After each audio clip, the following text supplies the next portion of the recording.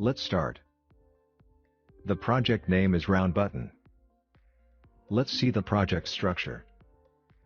Here we have a main activity.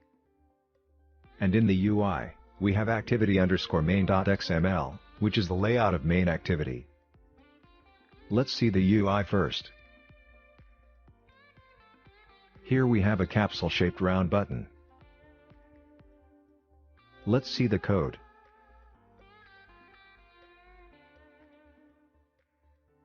So we have constraint layout as the root layout.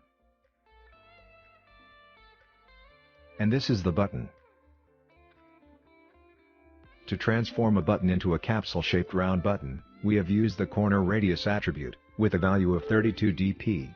And the padding is set to 16 dp.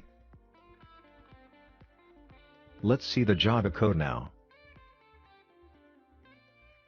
Nothing special here, we have kept the Java code as it is by default.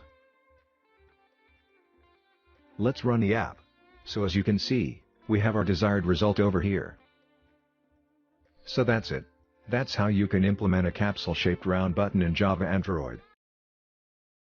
Thanks for watching.